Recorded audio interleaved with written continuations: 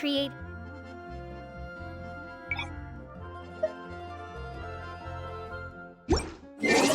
universe and founded...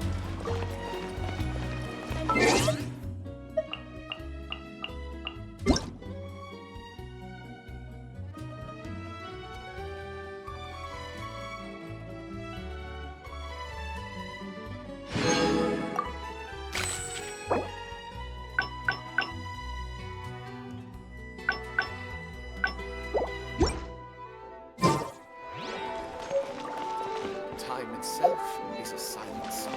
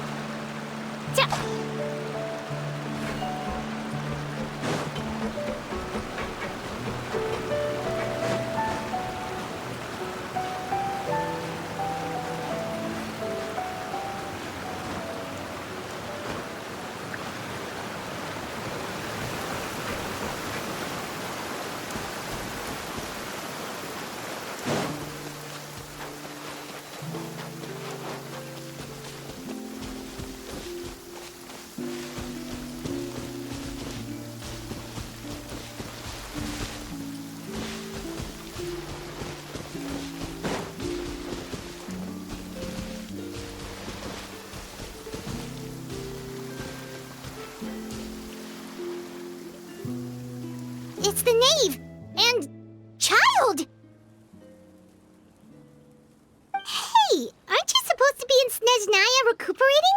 What are you still doing in Fontaine? Oh, it's you two. I didn't expect to run into you here. I was unconscious for quite a while after the fight in the Primordial Sea. After I woke up, I realized I was being taken back to Snezhnaya, and well, I couldn't have that now, could I? Not when I've still got unfinished business here in Fontaine. So, I mustered up all my strength and made the journey back on my own. What sort of unfinished business are we talking here? It has to do with Skirk, my master. I really wanted to meet up with her, but by the time I got back, she had already left. I still have so many questions for her. Without any other leads, all I could do was ask the knave to help me track her down. She must have left behind some traces from her time in Fontaine. Oh, okay, so have you found any clues? Unfortunately, no. While the House of the Hearth is adept at collecting all manner of intelligence, certain existences can still manage to escape our purview.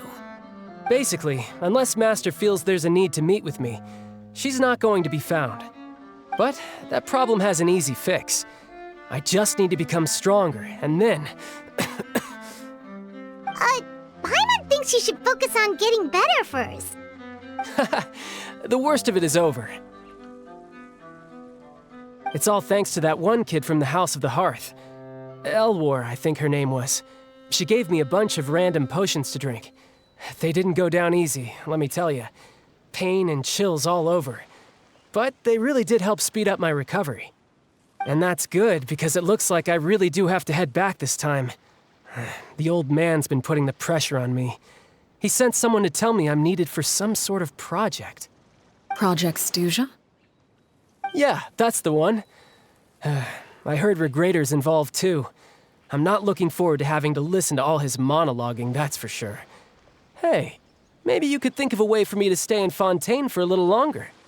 Helping Linny and the others brush up on their fighting skills would be far more interesting. If you and I could spar, that would be even better. I've been waiting for a chance to see you go all out. And what a sweet little daydream that is. But I also have a role to play in all this. I'll be leaving Fontaine shortly as well. Besides, considering how little they see fit to step outside the homeland, being called on to return to Snezhnaya by such illustrious dignitaries, what a great honor. Wouldn't you agree? One I could do without, I'd say. Is it just Paimon? Or does it kind of seem like they're... So, dear guests of the House of the Hearth, to what do I owe the visit? Well, we just... Right! We're super close to Linny and the others, but we still don't know much about you! Is that so? Introductions have already been made, have they not? Oh, well, you see? There's only so much you can learn about someone from a short introduction. At least tell us something a little extra, like... Why do you call yourself father? Huh, good question. I'd also like to know. The fact that you have to ask tells me our intelligence work has been quite successful. Telling you the answer to that question would only serve to undermine that success. And we can't have that, now can we? Spoken like a true diplomat. That was some expert sidestepping right there. Well, if there's nothing else, I think I'll take my leave. I still have a small matter to resolve at home. Wait, don't go!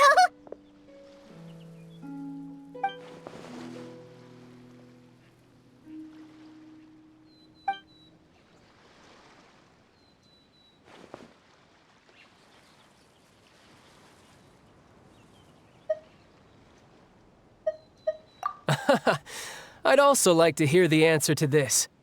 I've met some of the members of your organization, and they all seemed like really good kids. They actually reminded me of Tonya and Tusser. Which, by the way, if you ever betray them, I'm just letting you know, I won't let you off easy. And why would I betray them? Well, you've already betrayed the House of the Hearth once, haven't you? At least, that's what I heard.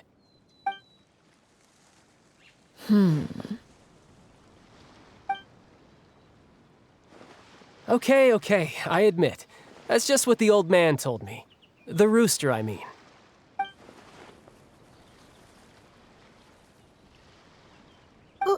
Wait, did you really do something bad to those kids? Never mind what I've done. I'm more curious as to what the mighty rooster had to say. Care to enlighten me? Ah, well, nothing much. Just some stuff about you taking out many other members of the House of the Hearth, and even going so far to attack your own family. I see. Huh. Based on your reaction, I'm guessing it's all a bunch of lies. Hardly. I don't appreciate his particular turns of phrase, but I suppose he didn't say anything untrue.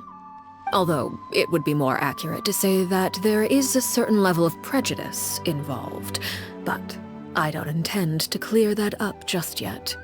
Prejudice has a funny way of concealing the real truth behind certain things, an attribute that I find to be quite advantageous. Call yourself a Fontainian, for example, and people will assume all sorts of things, when the real truth is that this is simply the land where I was raised. Huh? You're not actually from Fontaine? But then why did you try to help out with the prophecy and everything? I was trying to protect the children born in Fontaine. Claiming that I myself was a Fontainian simply made it easier to operate. People would hardly suspect a fellow Fontainian of having any ulterior motives. Who wouldn't want to save their homeland after all? The primordial sea wouldn't have any effect on me, but it would have caused great harm to the House of the Hearth. Well, you wanted extra information, didn't you? There you go. I hope that satisfied your curiosity.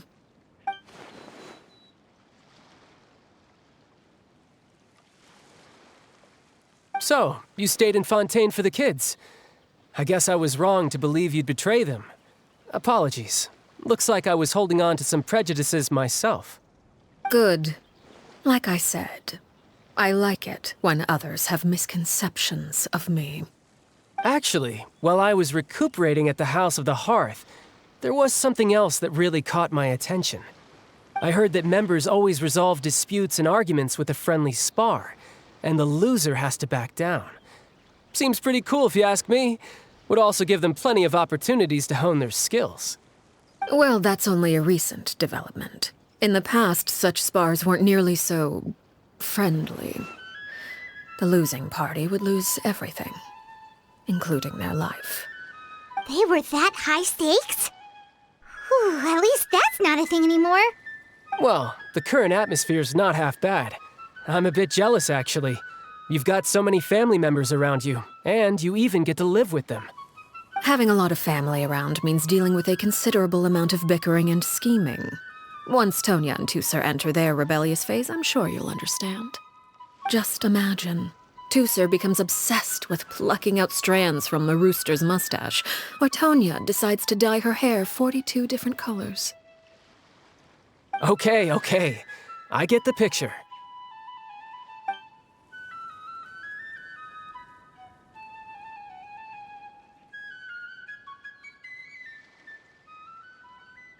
Well, would you look at the time?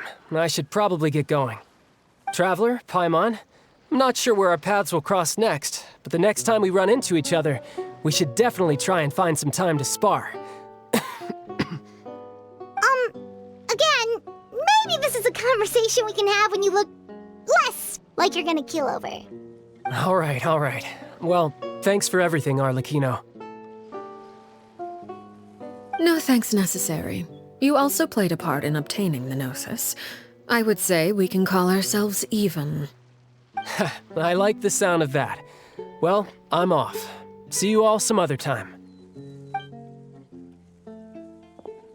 We should probably get going too. Do you want to head back with us? Oh? You want me to leave so soon? Oh, well, you see, I'm rather enjoying the evening breeze. If you don't mind, I think I'll stick around for a bit. I have some things to think about.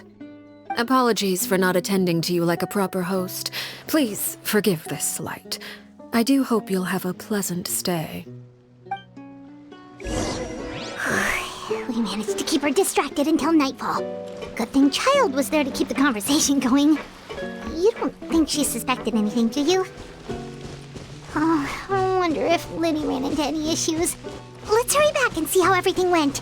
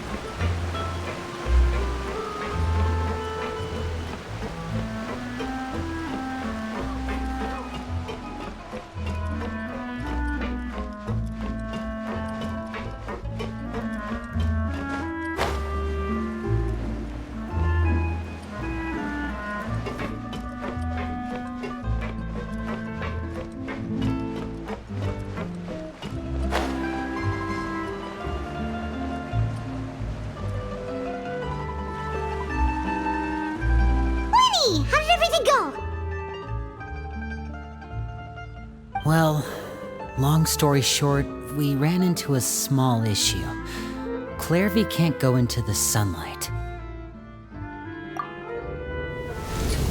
Everything was fine at first. She followed me up to the surface just like I told her.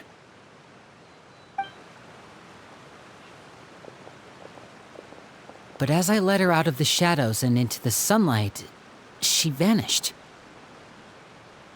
I turned around and there she was, standing at the edge of the shadows, silently watching me. Huh. Maybe she's afraid of sunlight, or... No, it wouldn't be her wish if that were the case. Well, we could always try pushing her into it.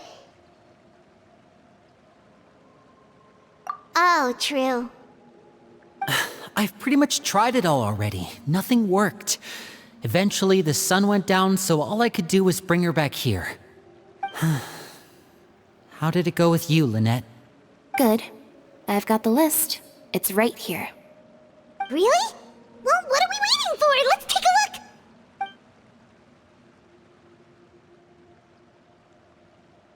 Oh, that's a lot of pages. Oh, it's gonna take forever to get through it all. We can each take a section. Here. La Pouillade, L'Endroit, Chambert, Horaire.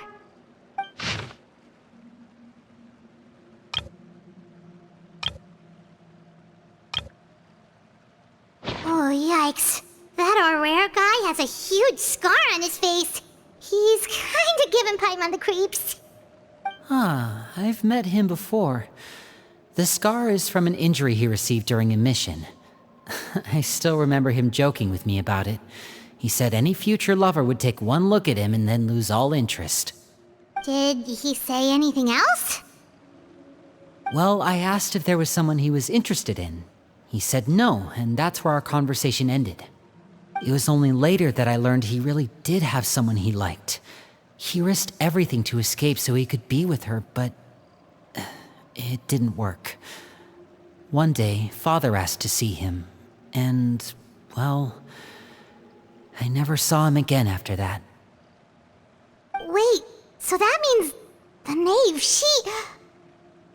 It may seem cruel, but it's just one of the rules of the house. Betrayal is not to be taken lightly. We know too many secrets to come and go as we please. So, if you do try to leave, you pay with your life.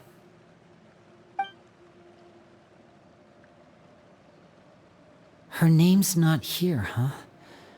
Well, that's not too surprising. It doesn't seem like this list is complete. It only contains records dating back around 5 years. Let's shift our attention then. Fremine, were you able to find anything out? Fremine. Sorry. I was thinking about something. I managed to talk to quite a few people, but I couldn't help but notice that the atmosphere in the house was a little... strange. Strange. Yeah, I mean, I know there have been arguments in the past, times when people haven't gotten along. Chaplot and Filial are a good example of that. Oh, those are two of the people that we met while delivering supplies. Paimon can see how they might not get along. They had very different vibes, and their, interests seem to be pretty different as well. That's to be expected, actually. Father brought us all here, shared her knowledge with us, taught us how to fight. That's one thing we all share. But that's also where the similarities end. Not all of us feel the same desire to stay here. As members of the House of the Hearth, we're also considered part of the Fatui. And to a lot of people, that's an identity they never asked for. Certain members get older and realize they want something else for themselves. But considering the rules of the house, most people would never say that out loud. People like Chaplot and Foltz are loyal to Father and her vision. They're proud to be part of the Fatui. Filial and Nantoy, on the other hand, well, they aren't quite as enthusiastic. These kinds of conflicts have always been there. It's not like Father is in the dark about any of this. Well, that's true. But it just feels like things have gotten worse lately. Filial and the others, it seemed like they were meeting in secret to talk about something. I can't say for sure, but I think they've met Clairvy. You think she's been inciting them to act out? No, not exactly. But I wouldn't be surprised if she said something to them about the darkness in the house and how deep it runs. She's told me about it before. Experiments being run on children. People being used as pawns on the battlefield without so much as the strength to survive. And they just believed all that? Without any evidence? Clairvy's words probably gave them the excuse they were looking for. Whether they actually believe them to be true is secondary. This is all because of Project Stuja, isn't it? Whoa. Hold on a second. What's this Project Stuja all about, huh? This is the second time it's come up now. Sorry, but I'm not sure of the details either. I only know what Father has told us, which is that it's something the Rooster and Regrator have been working on together. Apparently, it has to do with the Fatui's strategic plan for the future. Because the House of the Hearth was so successful in obtaining the Gnosis, we now have the honor of playing a key role in Project Stuja. Wait, but isn't that a good thing? Key role is just another way of saying dangerous role. To us, the whole thing is an inconvenience. Father thinks so too, but she's in no position to refuse. Their plan isn't exactly unreasonable, and they've been funneling the house a lot of funding. It's just that we'll lose a lot of members in the process. Participating in the plan, it's an honor in name only. What they're really trying to do is subdue us. The existence of an intelligence organization outside their control makes them feel uneasy.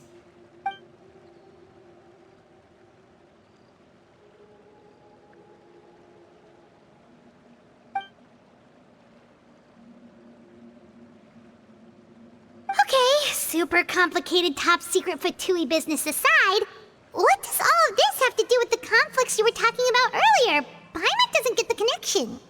External pressure has a way of exacerbating internal strife.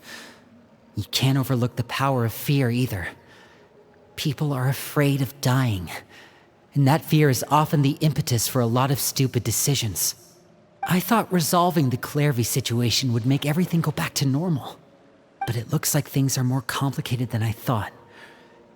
If we leave Filiol and the others to their own devices, sooner or later, Father will be forced to take action. We can only focus on one situation at a time, brother. You're right. Even if we confront Filial and the others, it won't do any good. It might even make matters worse. We should focus on Clairvy for now. Well, it's getting late. We should head back and get some rest. We'll try again first thing tomorrow. Lynette, you stick with me this time. Fremine, keep a close eye on Filial and the others. Make sure they don't do anything they'll regret. Good work today, everyone. Have a good night, and I'll see you tomorrow.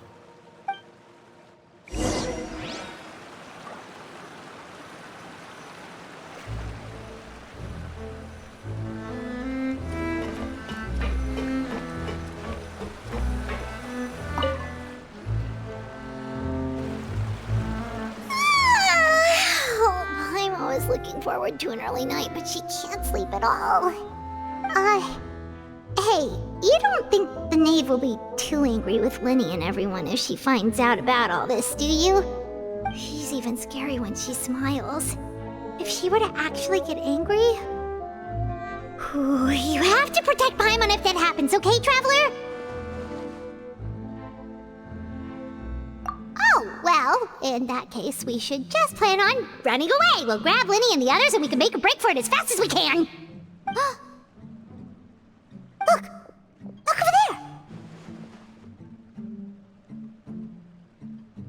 Quick! Let's catch up with her before anyone sees!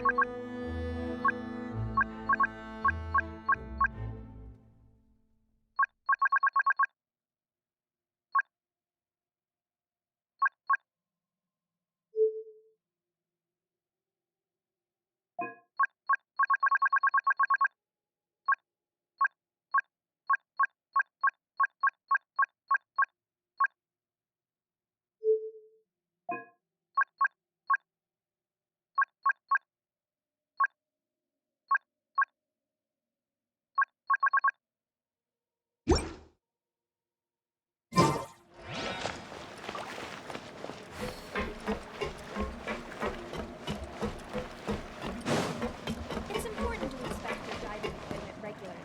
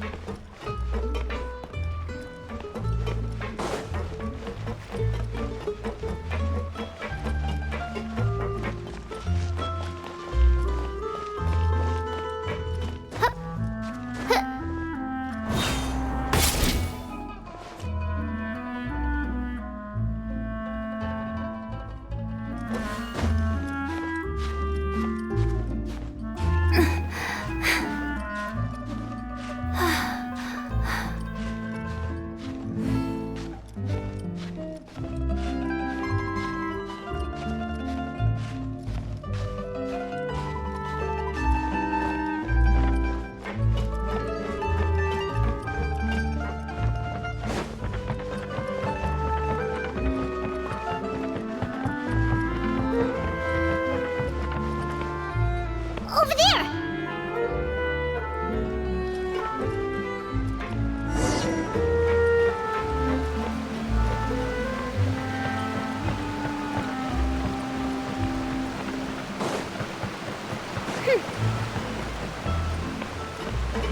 Oh, where is she going? Or if someone sees her, we're toast!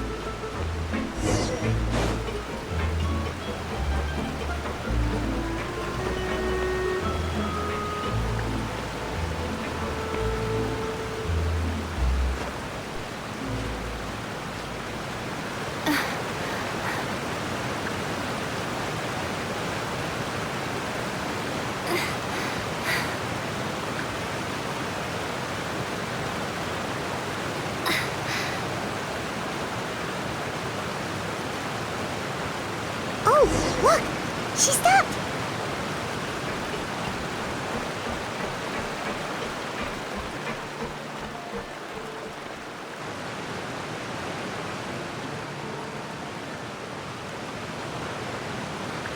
Clairvy! Shh! I opened the window while no one was looking. Look how pretty the outside is. If only I could have more than this.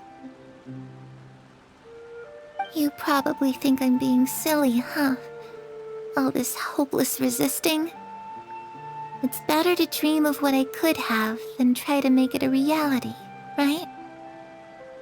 Please, help us get on the same page here, Clary. We need you to tell us what you know. Can you do that? Sure. Although, after you hear all this, I think you might regret that decision. Everyone in this family is nothing more than a tool, something to be used and exploited. We're all expendable, including me. As long as you're useful, you get to stick around. Lose your value, and you're handed over to the doctor, experimented on, and given a fate worse than death. I've seen it happen again and again, and I've had enough. You're saying the knave did all that? It's just, that doesn't seem like something she would do. She's scary and all, but it seems like even she has lines she wouldn't cross. I knew you wouldn't believe me. Everyone thinks she's a good person. They all think of her like a real mother. Mother? But she doesn't deserve that title. She's disgraced it and tarnished it. And if I had things my way, I'd never see her again. If only Perry were here, she'd understand. Perry. There's that name again.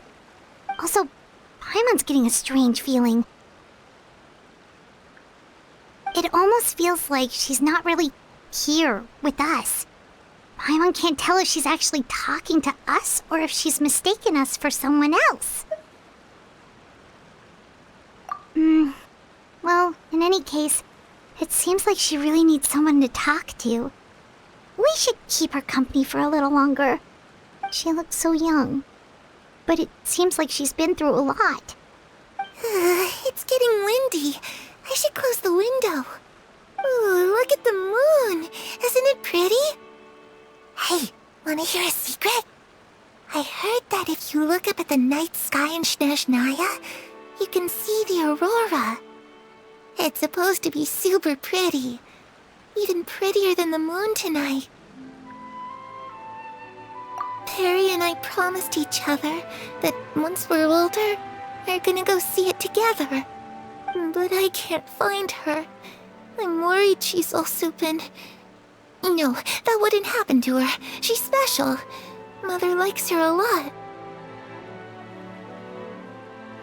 I should really go talk to Mother, but we just fought. She doesn't want to see me, and I'm too scared to face her. What should I do?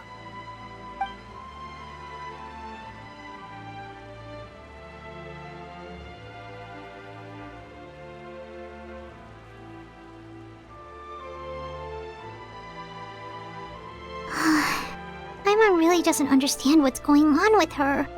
Well, let's head back. We've got an early morning tomorrow.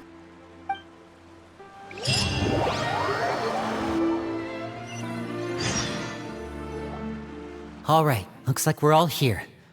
Let's go ahead with the plan. Oh? What is it?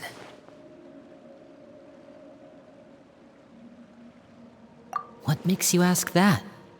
Well, we kinda ran into Clairvy last night, and that's what she told us. We met the doctor back in Sumeru. He's super dangerous, and he's done all sorts of bad things. It's possible that Father and the Doctor have had certain dealings, but I don't think Father would work with him. We're not really on the same side, so there's not a lot of trust between them. That doesn't exactly set the stage for a successful partnership. I did hear, though, that when Father first became a Harbinger, the Doctor offered to work with the House of the Hearth.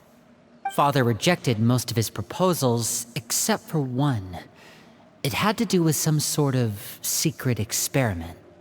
Secret experiment? Could that be what Clairvy was talking about? I don't think so. I don't know any details about the experiment itself, but I do know it's an entirely independent operation. The Doctor only proposed a direction for the research. That was the extent of his involvement. I still don't think that counts as working together. The details of the experiment are confidential, but complete records are kept on all participants. That doesn't seem to be the case with the situation Clairvy referred to. I know you don't agree with some of the Fatui's methods, and I'm not asking you to. But I am asking you to trust us on this. The House of the Hearth has its own principles. There are certain lines we're not willing to cross. Alright, that's good to hear at least. Clairvy seems to think the Knave and the Doctor worked together to do something horrible. If that turned out to be true, Paimon doesn't know how he would even face you guys. It's just that it doesn't seem like Clairvy is lying either. The easiest thing to do would be just ask the Knave directly, but Paimon doesn't think she'd tell us.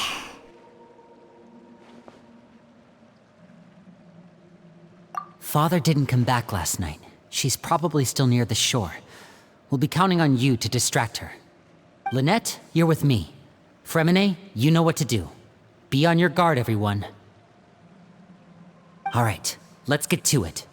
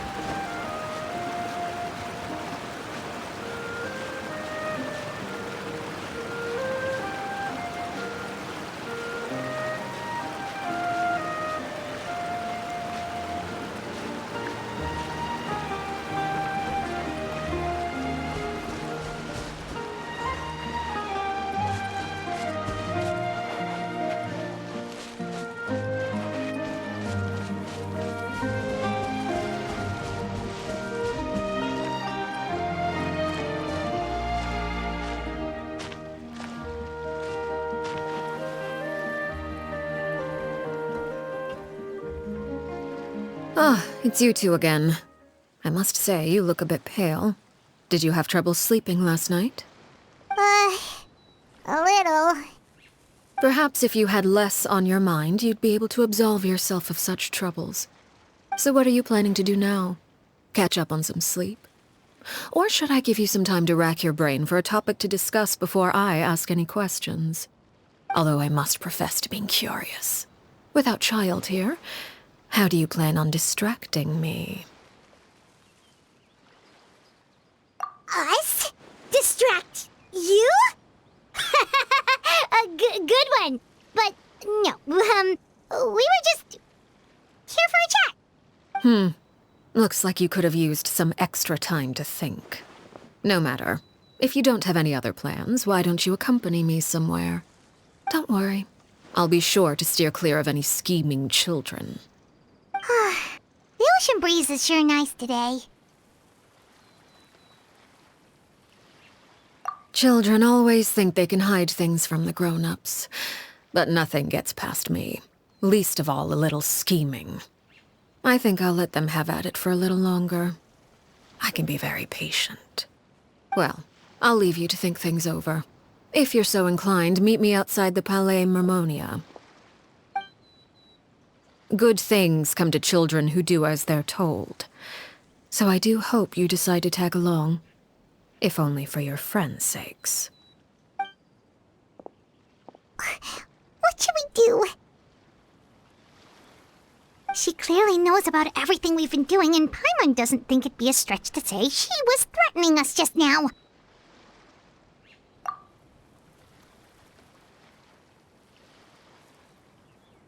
Oh, good idea. Hopefully he sees it in time. Well, we should probably head to the Palais Mermonia. Paimon doesn't want to find out what happens if we don't show up. Based on what the knave was saying just now, it sure didn't seem like it'd be anything good.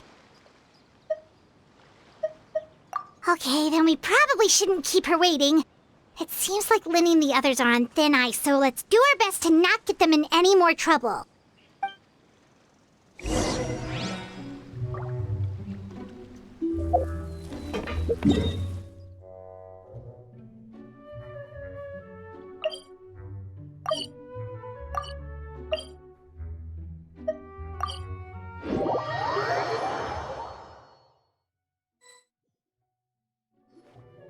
Seeing as we still have some time before my meeting, we might as well enjoy some pleasant conversation while we wait.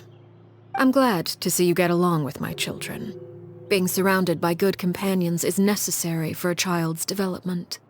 You're not planning on doing anything to them, are you? I assume you're referring to Linny, Lynette, and Fremine. Although, there's that situation with Filial and Nentoy as well. It appears quite a few people have been acting out lately. No matter. I'm not one to discriminate. All those who betray the house meet the same fate. There are no exceptions. Does that mean you're going to kill them? Oh, are you here to beg for their lives? I'm sorry to disappoint, but the rules of the house change for no one.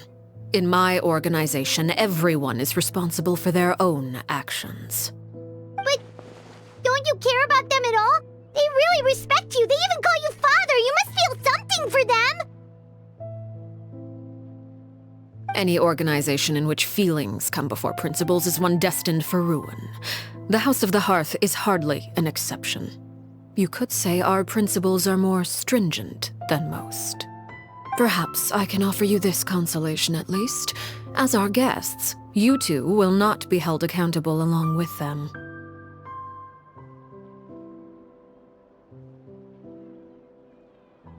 I would imagine Linny, Lynette, and Fremine will be able to keep their lives. As for Filion and Toy and the others, I'm afraid there's little I can do. They can try to escape, but once you know our secrets, there's no getting out alive. But that's awful. Ah, you seem concerned. Out of consideration for my guests, I suppose I could turn a blind eye for a little longer. If Linny and the others manage to dispose of Claire V in the meantime, all evidence of their wrongdoing will be lost. In that case, I could hardly punish them for something I couldn't prove. If their efforts are unsuccessful, on the other hand, all will be held accountable, and the punishment will be severe. Of course. Oh, and here, I believe this belongs to you. Do try and keep better track of it next time. It takes a considerable amount of time to train a bird like this. It would be such a pity if you were to lose it. Permanently. Wait, where did you get that? Well, I'm afraid that's all the time we have to chat. Now, for the matter at hand. I asked you to meet me here because I have business at the Palais Mermonia.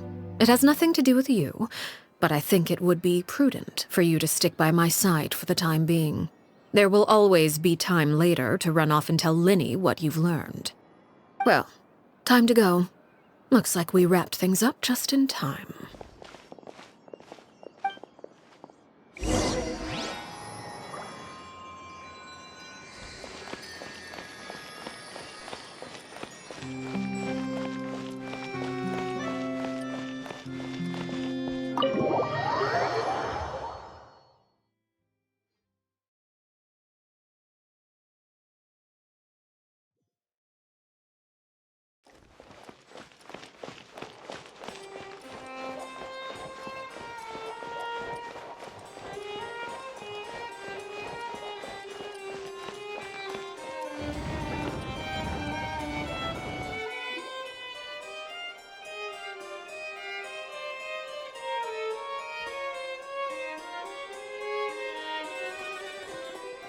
It's been a while, Monsieur Neuvillette. I must say, I wasn't expecting my meeting request to be approved quite so quickly. The Palais Mermonia operates with an efficiency worthy of admiration. It is only right that an esteemed diplomat such as yourself should be afforded the proper level of respect. Although, if I may speak plainly, I must confess that I did not anticipate we would have the occasion to meet again after presenting you with the Gnosis. I see you've brought the Traveler and Paimon with you as well. If I may inquire as to the purpose of your visit. I'll be departing Fontaine shortly. There is, however, an outstanding matter that I would like to see resolved before I go. It requires a rather lengthy explanation, I'm afraid. So I took the liberty of explaining everything in this proposal. Please review it at your leisure, Monsieur Neuvillette.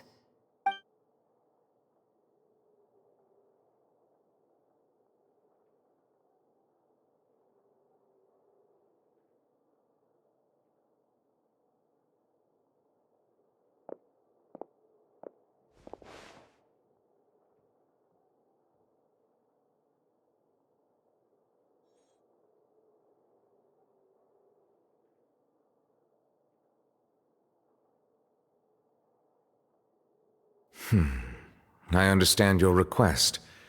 However, at the risk of causing offense, I must admit that I fail to see why you would wish for such a thing.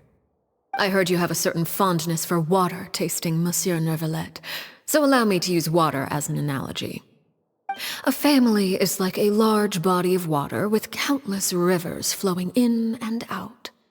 As someone who watches over this system, I would hope that each river that flows from the source will eventually reach the ocean. Of course, objectively speaking, I know this is impossible. Most of the rivers will dry up along the way, disappearing into the ground and leaving nothing but a barren riverbed behind. Not all rivers are destined to reach the ocean, but I would not see their existence rendered meaningless. I believe the water that flows within them is simply meant for a different destination, like a field in need of irrigation. Or perhaps the glass of a certain water-tasting enthusiast. Did you get any of that, Traveler? Your words paint an optimistic picture indeed. Allow me to remind you, however, few among us are willing to sip from a glass filled with tainted water. It may have been tainted at one point in time, but not to worry. I'll make sure it's strained of all impurities and returned to its cleanest form.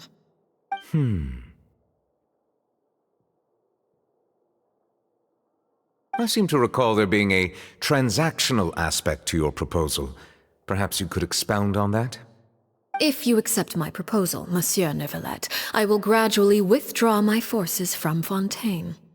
And, unless absolutely necessary, I will no longer carry out any special missions within Fontaine.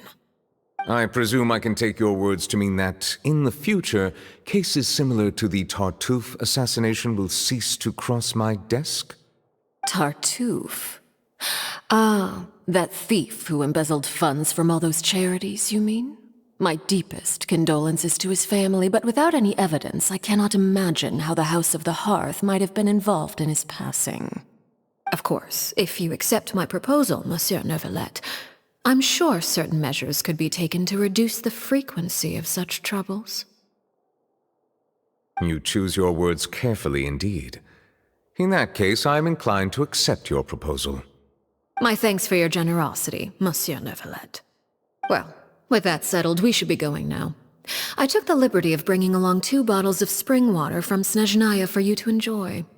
I do hope I get the chance to hear your impressions. Perhaps at our next meeting, yes? Indeed. I trust you would not overlook your commitment in the meantime. All right, Traveler Paimon. Time to go.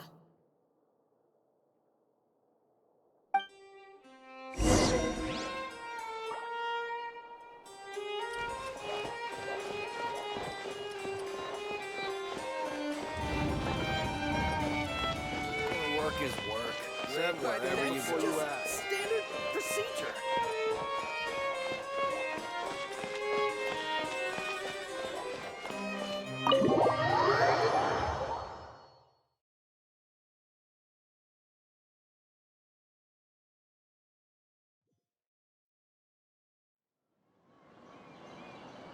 So, what exactly were you talking about back there? Paimon only heard you mention some rivers, a large body of water, and then some kind of irrigation scheme. You really want to know? I would imagine there might be more pressing concerns at the moment. Winnie, Paimon really hopes everything's going okay.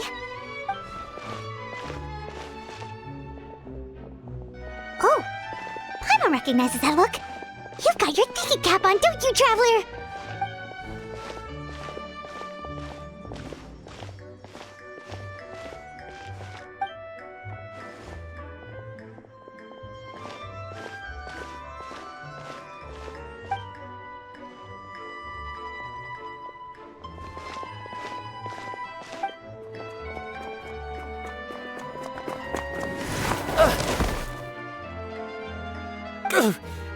Oh, shoot.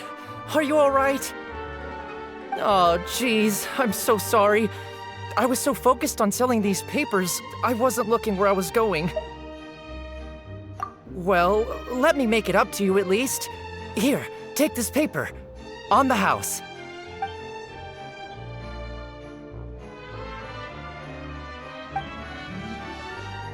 Oh, you don't have to give us anything. Please, I want to. It's not like I'm short on supply. All the extras will be useless come tomorrow anyway. It's my fault, really. I was just trying to bring home some extra mora for the family, but I bit off more than I can chew. I haven't had many takers today, so I'm still swimming in papers. What's going on here? Nothing much. I just ran into your friend here on accident. I should probably get going, actually, so... Hold on. Of course, I'm happy to compensate you with mora, it's just... I don't have any on me at the moment. I'll take 3 papers. Here. Your payment. Oh! Thank you for your patronage. May the Archons bless you with good fortune. If only I had the chance to run into such generous customers every day. I should probably just take on a smaller inventory though, right? I'm getting married soon, so sometimes it's hard to not get ahead of myself. Anyway, I should head out. Goodbye! Well, now that my affairs are settled, we should take the boat back to Poisson. We've even acquired some light reading to enjoy along the way. Actually, why don't we stick around for a little longer? Paimon just realized how hungry she is. She can't head back to Poisson on an empty stomach.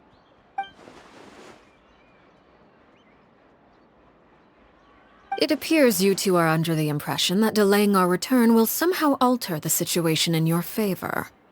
I'm sorry to ruin your fantasy, but your efforts are meaningless.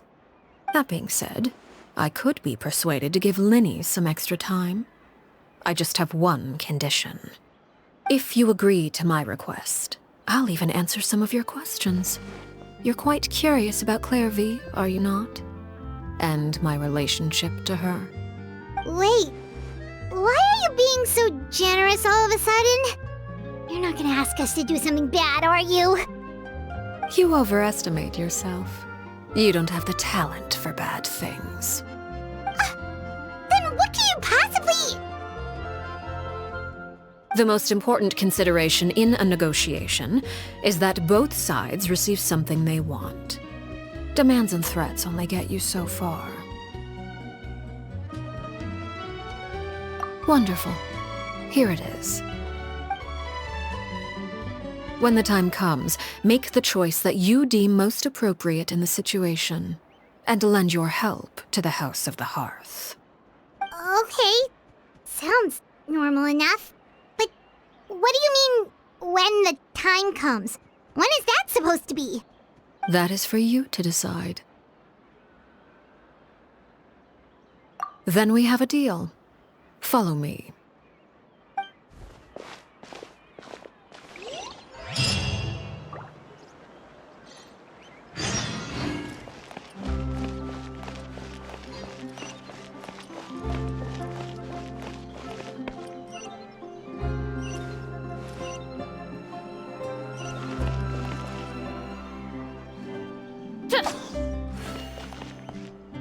Which is more valuable? Unlimited mora or unlimited...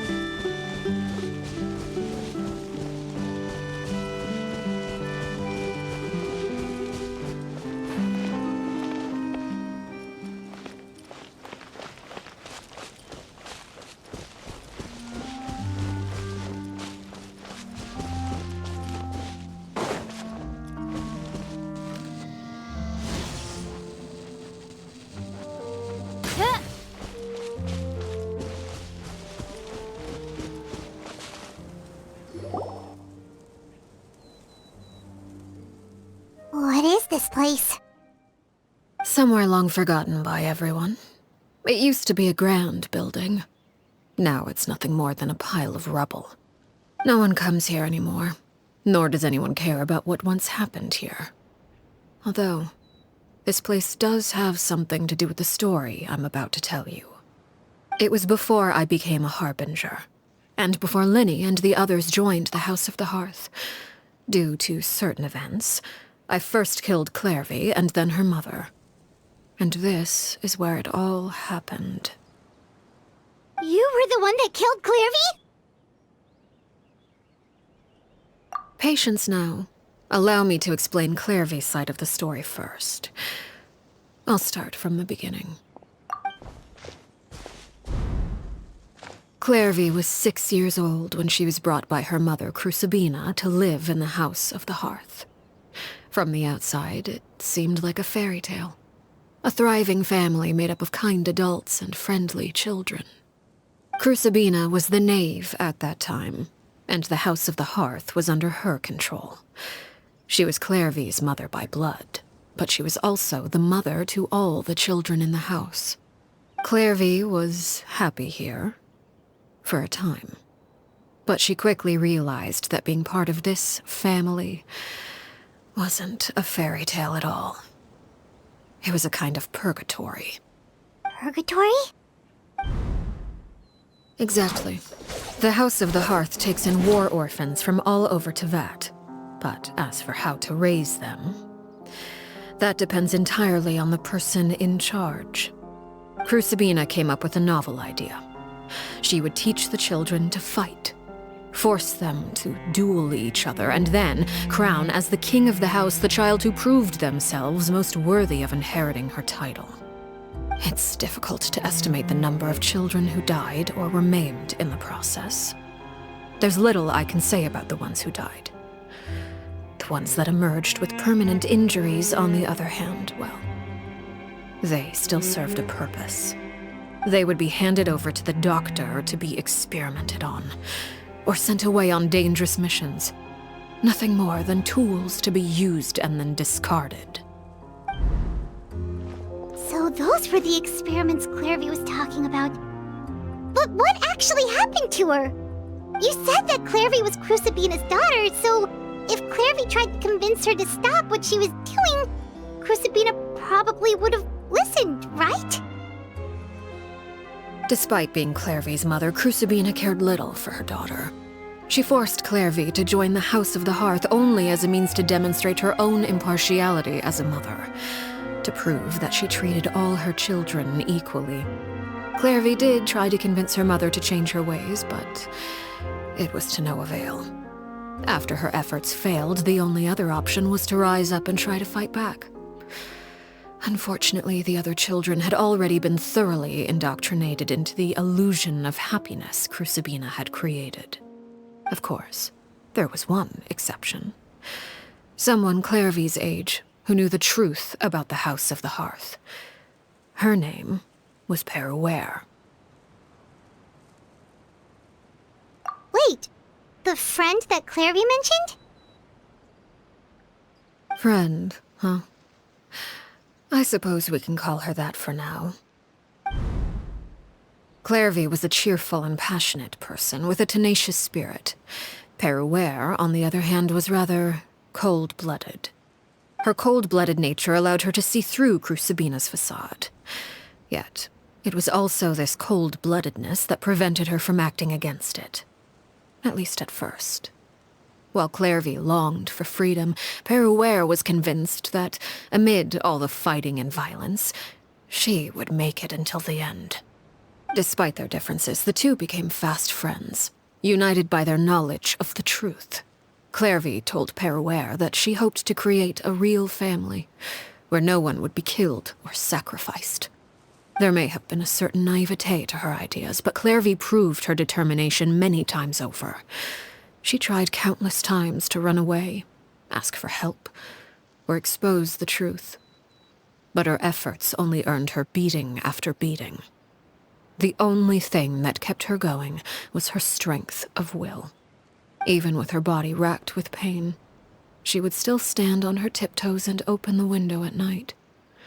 She and Peruere would look out at the moon together, a fierce longing for freedom shining in her eyes. But one day that light simply vanished. Oh no. What happened? Her hopelessness resulted from a culmination of things. 10 years had passed. 10 years worth of failure after failure. She and Peruere weren't children anymore, but finding any chance to escape still seemed as hopeless as ever. It was during this time that Peruere suggested a new plan. If escaping was out of the question, why not take down the very person sitting on top of this throne of lies? Mother herself. Clairvy rejected that proposal. She claimed that, as a famous harbinger, Crucibina possessed an unimaginable amount of power. Trying to kill her would have an incredibly low chance of success. Clairvy never gave another reason, but Peruere could see it written all over her face. Clairvy still thought of Crucibina as her mother. Killing her own flesh and blood was a line she couldn't bring herself to cross. If she couldn't escape and fight back, then only one option remained. Precisely. Death was the only way that she felt she could be free. It happened during a duel. When she arrived at the dueling ring that day, her partner turned out to be none other than Peruere, the very person that had stood by her side all those years. It was a fierce battle. But ultimately, Clairvy decided to let Peruere end her life. From that moment on, Peruere's journey was one written in flames. When the rain finally came and washed it all away, there she stood, the sole victor in Mother's endless game of slaughter, a trail of corpses strewn across her path to success. It was the very result she had predicted 10 years prior. Even then, she believed she would make it until the end. She wasn't surprised by the fact that she emerged as Mother's undisputed heir. Rather, her success left her with an inexplicable sense of restlessness. She was unsettled, and there was only one thing that could quell that sensation. Perhaps you two would like to take a guess. Crucibina, you mean? But... Correct. This is the place where Peruere killed her best friend. A mere year later, this is also the place where she fought tooth and nail to kill the mother they shared. The moment she acted, any conception of what was right or wrong ceased to matter. It's one of the principles of the house. Only those who survive get to write the rules. Peruere won the battle, and became a harbinger herself. After which Her Majesty, the Tsaritsa, bestowed upon her a new name. Arlecchino. So the Perry Clairvy was talking about... It was you all along. You're Peruere. Arlecchino is just a name you got later. I left that name behind long ago. I must say, hearing it now does bring back memories.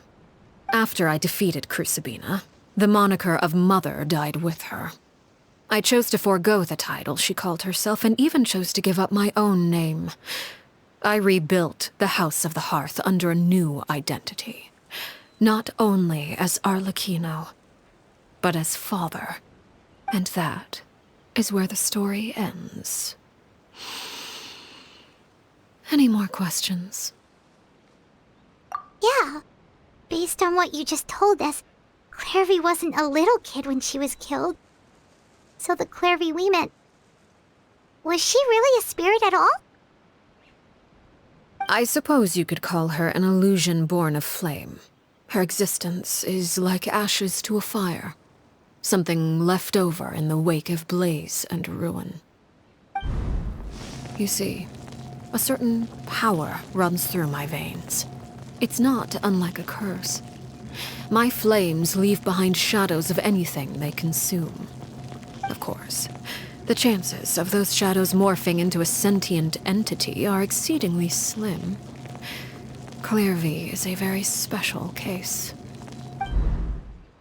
Clairvy died when she was 16 years old, but what emerged from the flames was her 6-year-old self. Her appearance wasn't the only thing affected. Most of her memories were lost to the blaze as well. Memory is a mysterious thing indeed.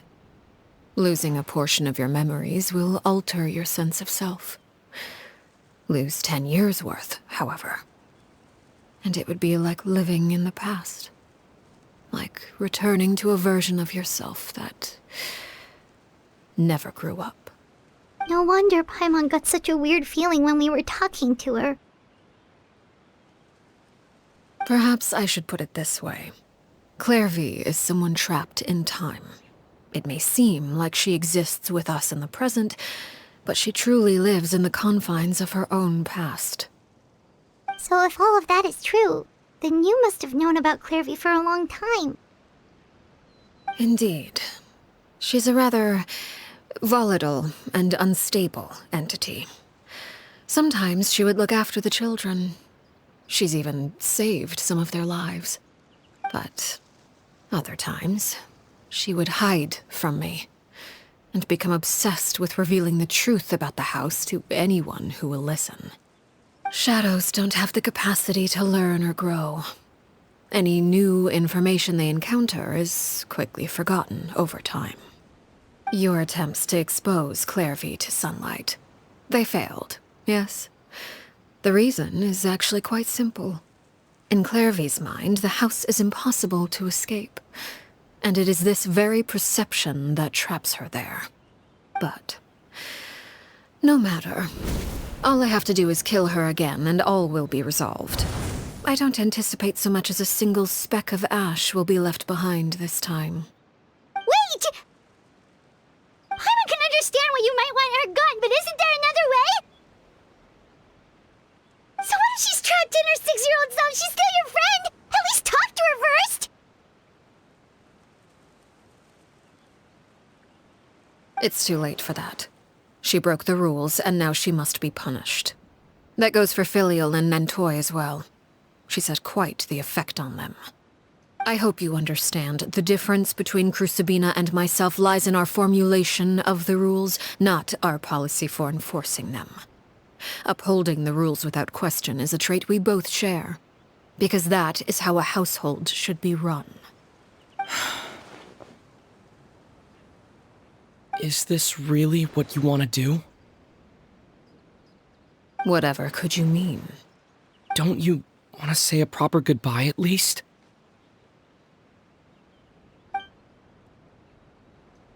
Whether as a killer or as a father, there are two things that must be avoided at all costs: anger and sorrow.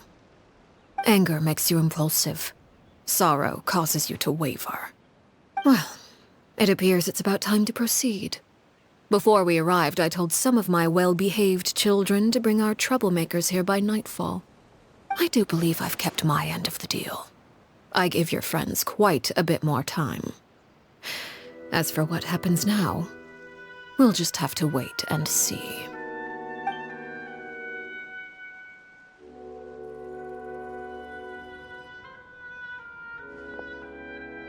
Here they are, Father. You gonna execute him? Seeing something like that would actually be a first for me. Lenny! I'm sorry. I heard about how you helped buy us more time. But I still failed. I couldn't find a way to fulfill her wish. Huh? Are you... Perry? Indeed, it's been a while, Clairvy. Perry! Shh, stay right there. I'm sorry to postpone our reunion, but first I believe certain scores need settling.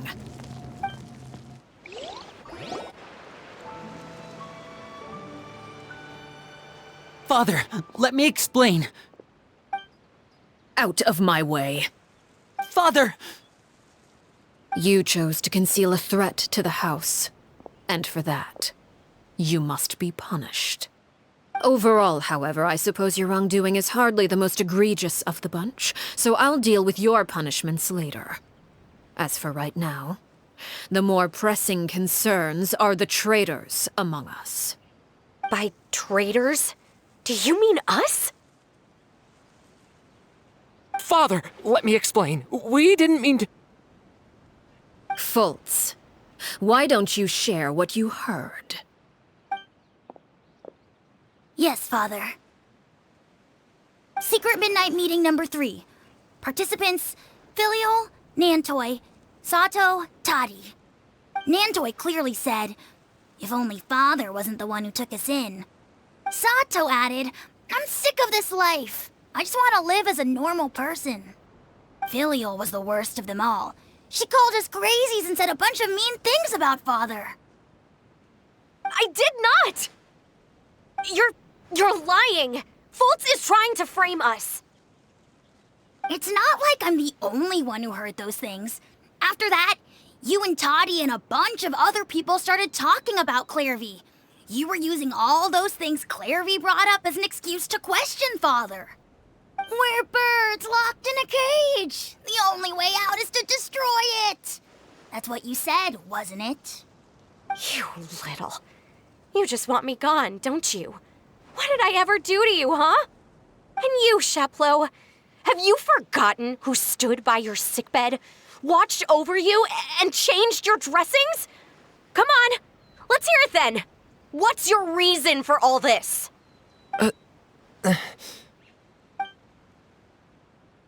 You're wrong, Filial. We don't want you to die. You're our family. Liar.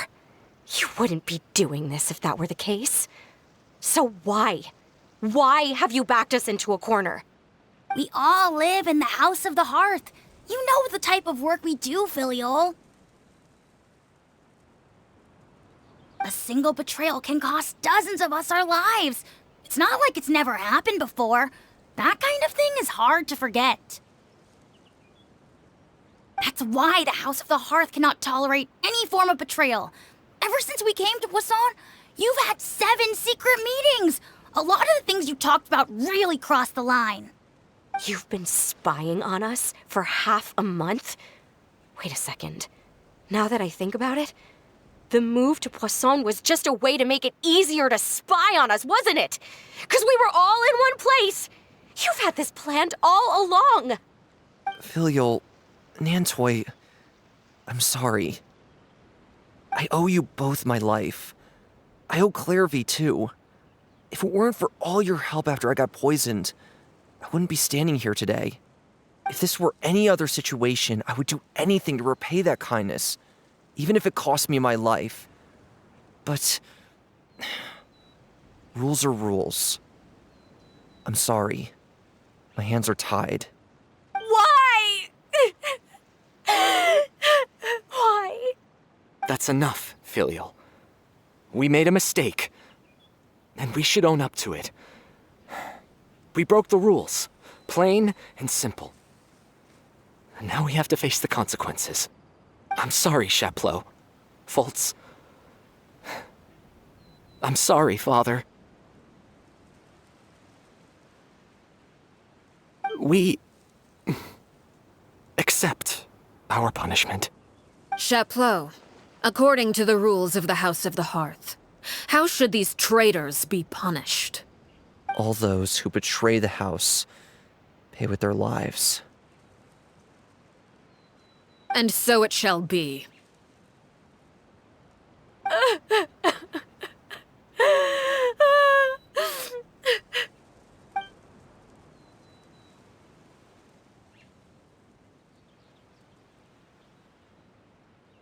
Father, please wait!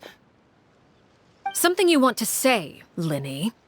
Please reconsider, Father. What Filial and the others did, does it really count as betrayal? We all come from broken families. From the very first day we joined the House of the Hearth, we wanted nothing more than to make it a real home. But the truth is, None of us know what a real home should look like. I'm not saying I have all the answers. All I know is this. Killing Filial and the others may uphold the rules, but doing so will only bring us further away from being a real family than we've ever been.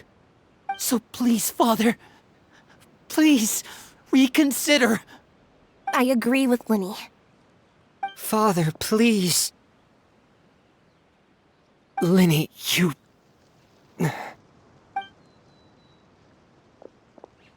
I also agree with Linny.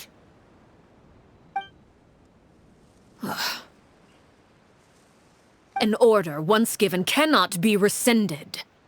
However, given the extent of your determination, I suppose we shall have to go about this a different way. Draw your weapons and face me. Our weapons? Father, are you referring to a duel? Precisely. The rules of the house will not be altered. Traitors must be punished. However, resolving disputes with a duel is also one of our rules, one that also applies to me. Demonstrate a sufficient showing of strength, and I shall offer a concession. Wait. Beat Father in a duel? Impossible.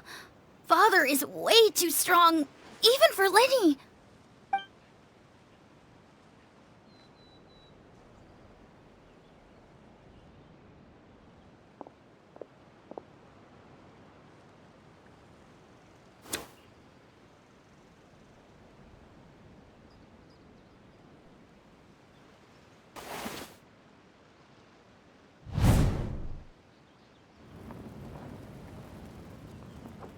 Did you hear that, Traveler? Lenny and the others have to duel the knave. What should we do? Can they really win something like that? If they lose, those people from the house are really gonna be executed. Hey, are you listening?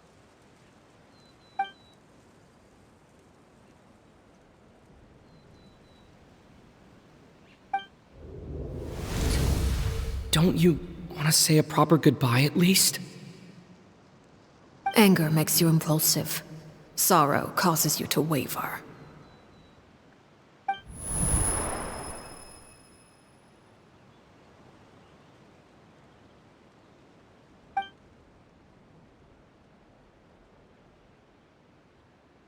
Oh, looking at that expression on her face, she seems really serious about this. Guess that means there's no chance she's throwing the duel on purpose, huh?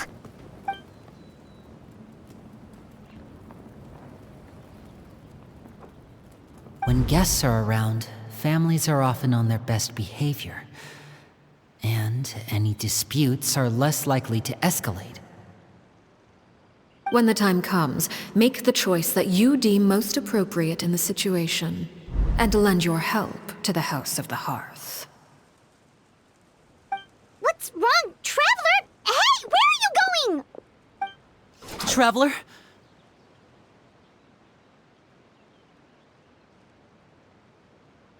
You're asking to join the duel against the knave?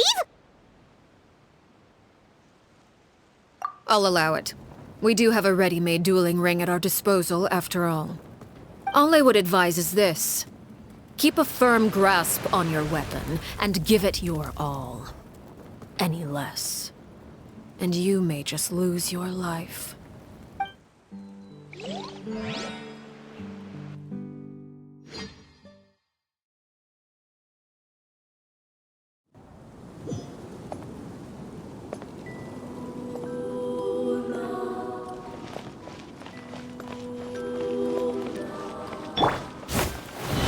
Steady as stone. Wings of darkness, come, sever night from day. With these rising flames!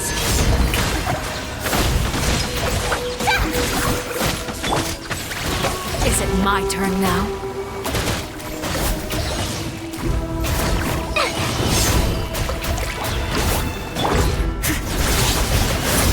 Now that's more like it. Hang in there.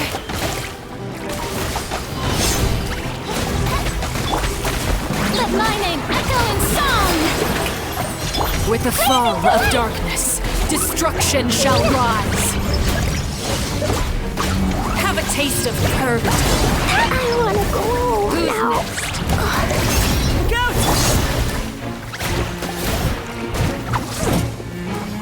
Spare your energy. Running is of little use.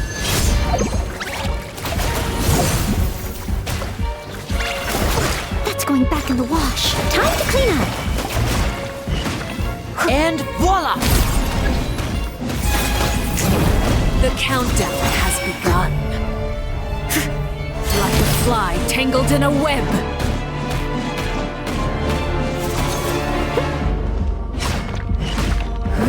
Not bad. I must leave You've no proven stone to be a unturned. worthy opponent. Over here!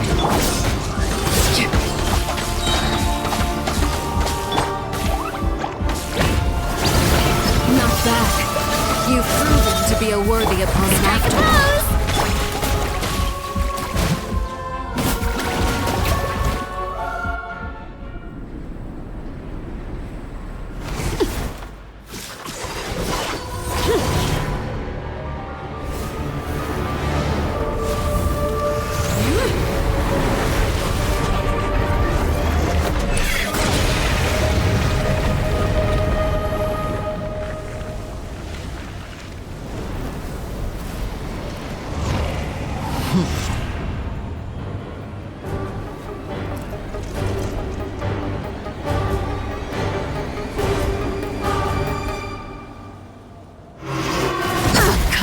I missed the spot. Away.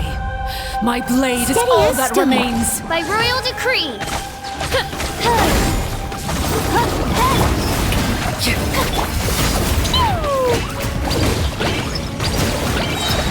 La la la. Time to shine. Now's our chance. Over here!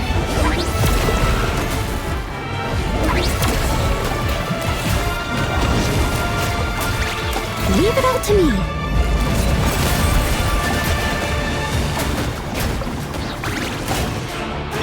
Oz, reveal. Fine. Watch out for Father's movements. Look out!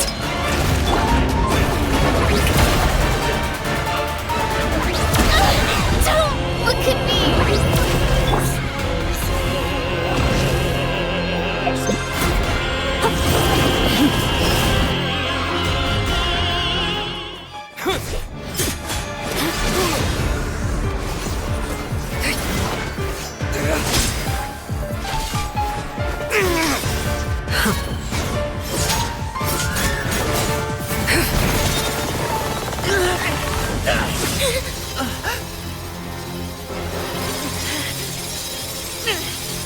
You should know better than to crowd in one place.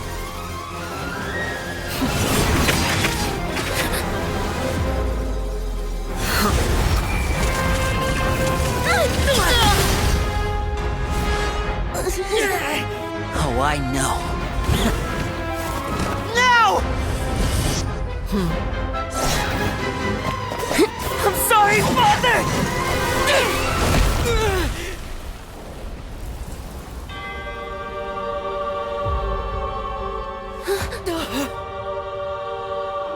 Sorry for what? This pitiful excuse for an attack.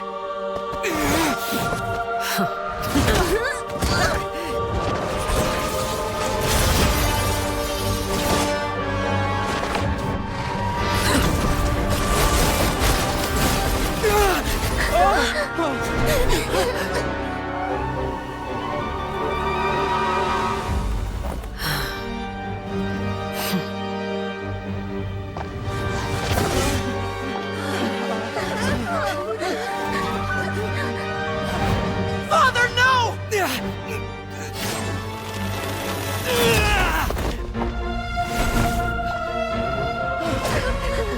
Made it out, did you? You're stronger than I expected.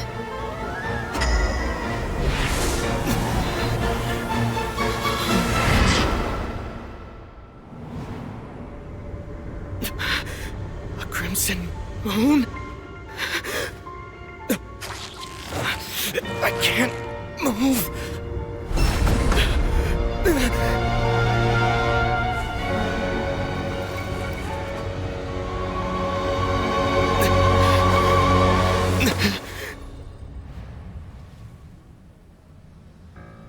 Still, not strong enough to beat me.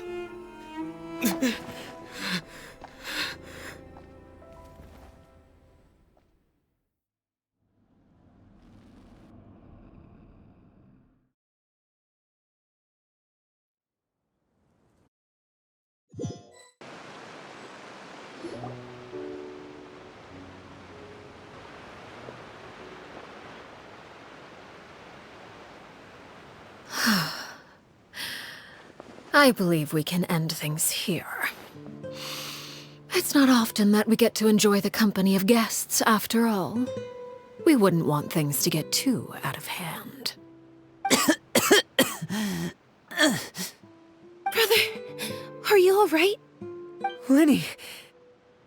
Given that I am the victor of this duel, as agreed, the punishment stands. No! I never thought things would end like this. However, everyone involved in the duel demonstrated a remarkable level of strength and determination. In light of this, I'm prepared to change the method of execution. Elwar, the bottled flames I gave you for safekeeping. Do you still have them? Yes? I wasn't sure what they were for, but I've kept them super safe. I didn't lose a single one. Wonderful. Then, in just a moment, I'll have you administer them. Bottled flames? Indeed. They're the product of a secret experiment. Under certain special circumstances, flames can be extracted from my person and preserved. Once ingested, searing pain will spread across every inch of your body. No harm will come to you physically, but your memories will be burned away. If you can withstand the pain. When you awake, you'll have forgotten everything you know about the House of the Hearth, and will be expelled from the organization. In other words, administering this concoction will kill the version of you that grew up in the house, and give you a new identity.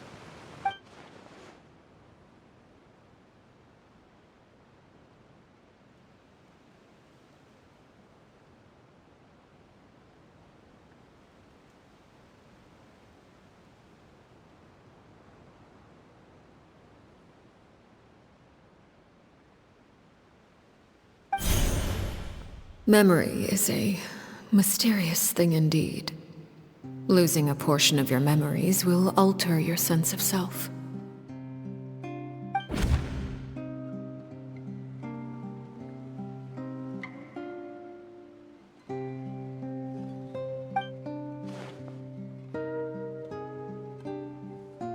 So, you're just letting us go, Father?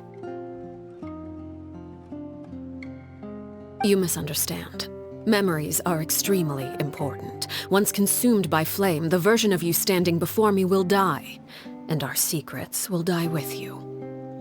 So no, I don't intend to just let you go, because the person who survives will be nothing but a stranger. Even so, I won't have to live in fear anymore. I'm sorry, Father. I'm sorry I let you down. But I really... Don't cry, Filial. You haven't left the house yet, so there are still rules to be followed, yes? Remember what I taught you. Anger makes you impulsive, sorrow causes you to waver. Don't let yourself be controlled by your emotions. Of course. I'll remember. Dry your tears, and go pursue the life you really want. Yes, Father.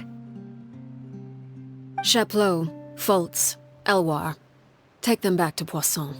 And bring Lenny and the others as well. I prepared 3 extra vials of bottled flames. As for whether to take them, the choice is yours. Goodbye, children.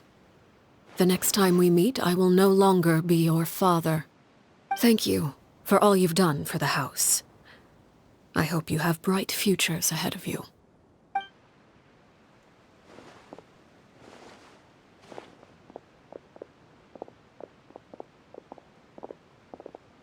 Father.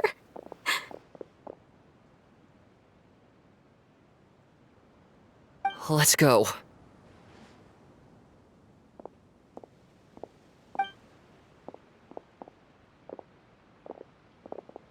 Here, grab my arm, Lemmy.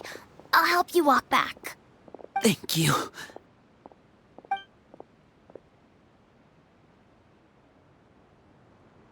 Clairvy.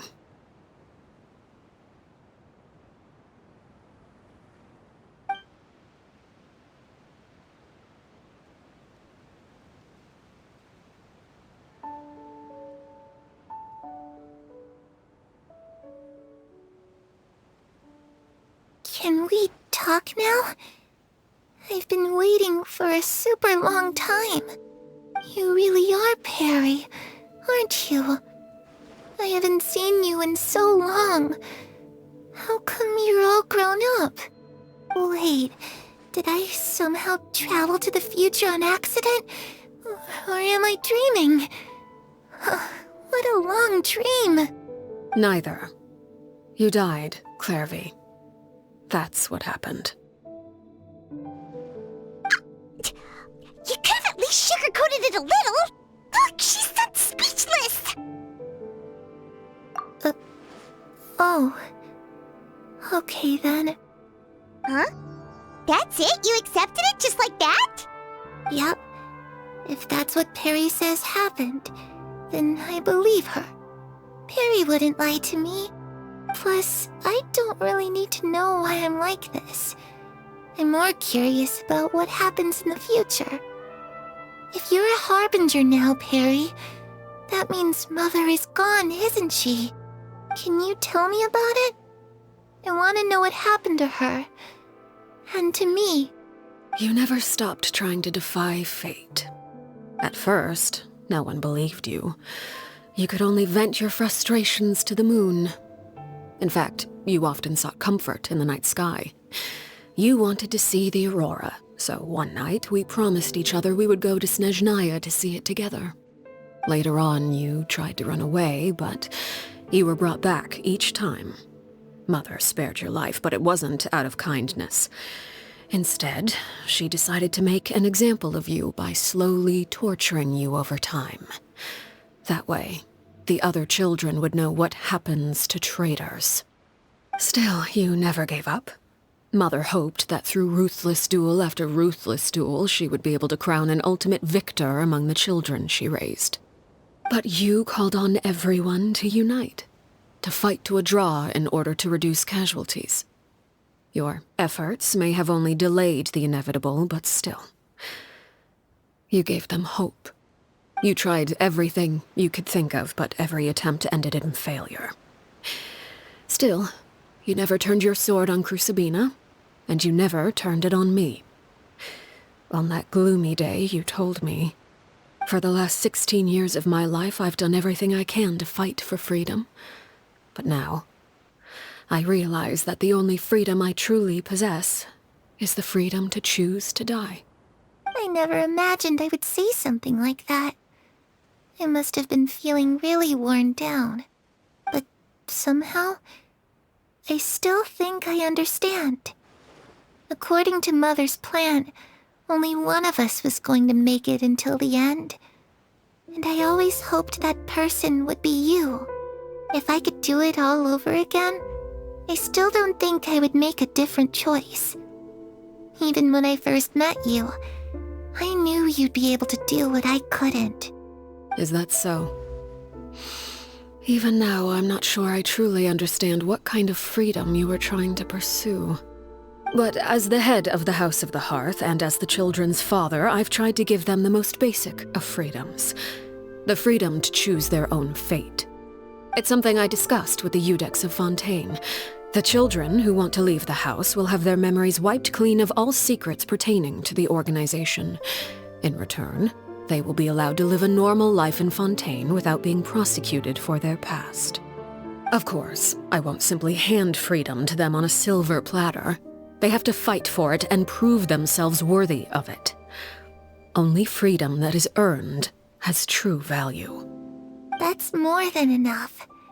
That's exactly the kind of life I was fighting for. You know, Perry, I think you're a pretty amazing king, and a really great father, too. I'm really happy that you're the one who took over the house. I guess I do have one regret, though. I still haven't seen the outside world. Well, it just so happens that our dear guests over here have been to many nations and traveled to countless places. Perhaps they would be willing to tell you what the outside world is like. Really? Of course! We've traveled all over the place. We've got so many stories, we could probably talk your ears off for 3 days straight.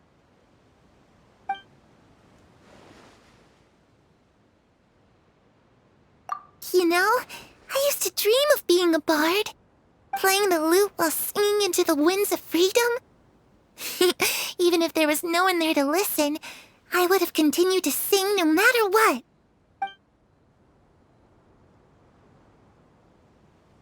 Ah, that's where Mora comes from.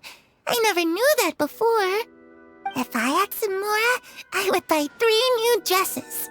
One for me, one for Perry, and one for Mother. It's just too bad Perry doesn't like wearing dresses. And Mother, she probably wouldn't accept something like that either. I guess I'd just have to keep them all for me then. I could wear a different one every day. Those yokai you mentioned, what do they look like? I once saw a drawing of this one guy with horns on his head and a super scary face. Are there any yokai like that? Oh, sounds like you're talking about an Oni. Yep, we've met one, and let Paimon tell you, they're not nearly as scary as they look.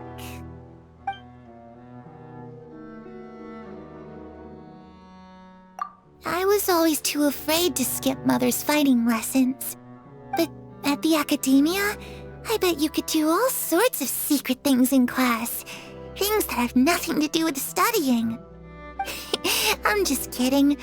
Being able to study whatever you want without having to fear for your life actually sounds pretty great.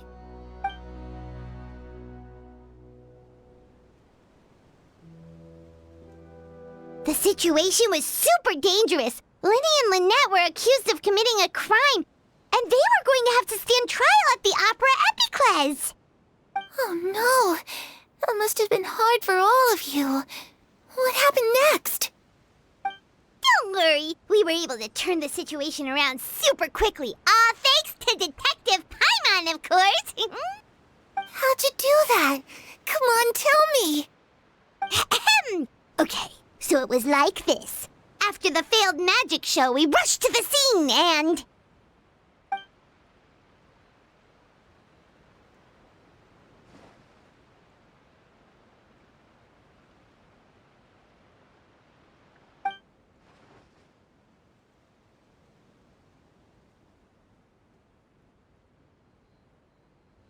Shadows don't have the capacity to learn or grow. Any new information they encounter is quickly forgotten over time.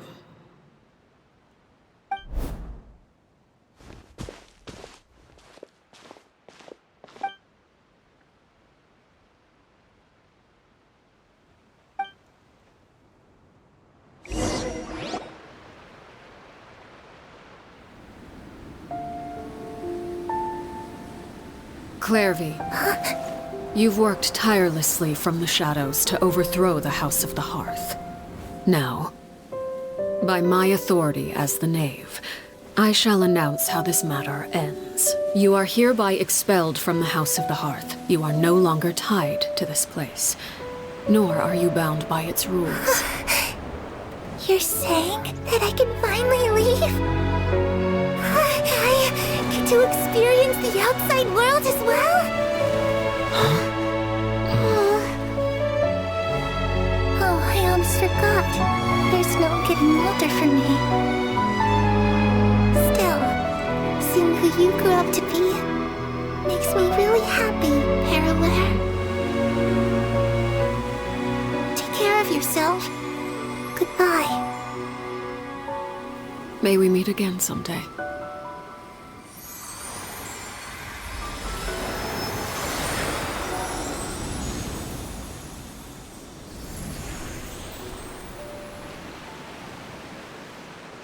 Clairvy. She left so soon. Paimon didn't even get to finish her story. I also have certain sentiments left unsaid.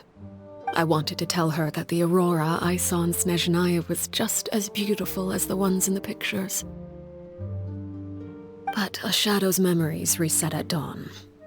Had we delayed any longer, we wouldn't have had the time to say goodbye. Whatever regrets may linger, let them be lost to the coming of a new day. Father? It's Linny! Hey, Linny!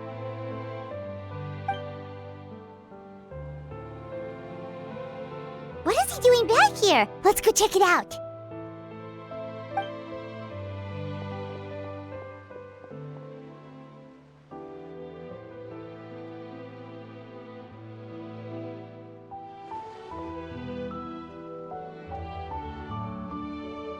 Father, the bottled flames have been administered.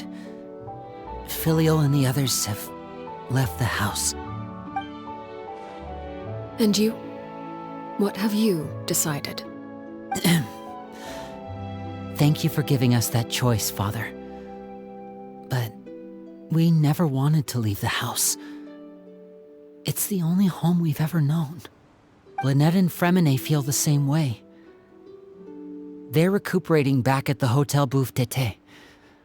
But I decided to come back and tell you where we stood. I'm sure you're well aware of the expectations I have for you. I want you to follow in my footsteps and become the next king of the house. Yet you seem to have different ideas. I must admit, I'm rather surprised by your decision to stay. There's nothing wrong with choosing to live a quiet life. Leading this organization is a heavy responsibility, one not so easily carried by someone forced onto the throne. I just never understood what you saw in me. What made you believe I was deserving of that throne? You're brave, talented, and, most importantly, you cherish your family. You would do anything to protect them, even if it costs you your life.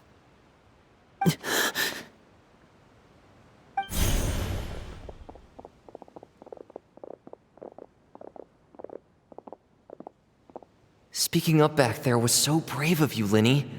It's all thanks to you that we were able to convince Father to back down. You're a hero, Linny. Hero? Father is the real hero. Had Father gone all out during the duel, there's no way I would have walked away with my life.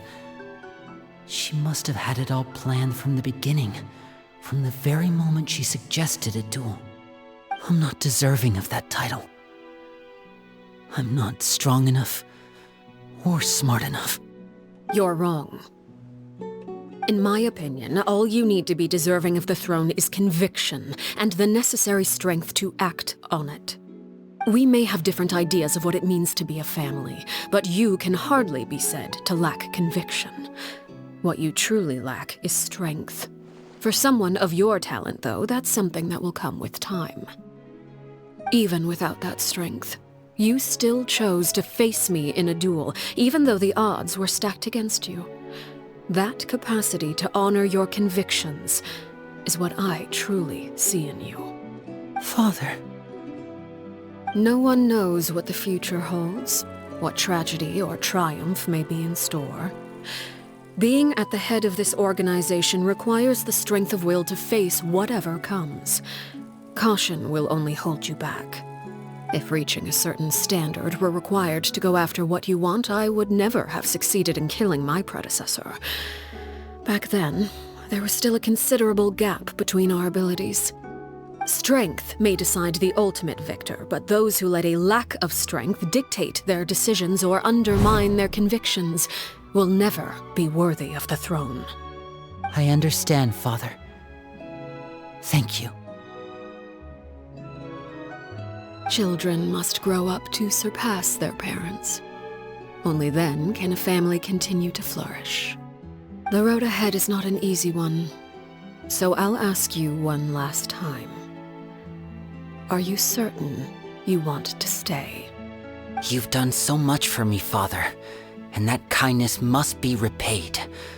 Plus, with Project Stuja at hand, there are many dangers ahead, and I, for one, don't intend to back down. Protecting my family at all costs. That's my conviction.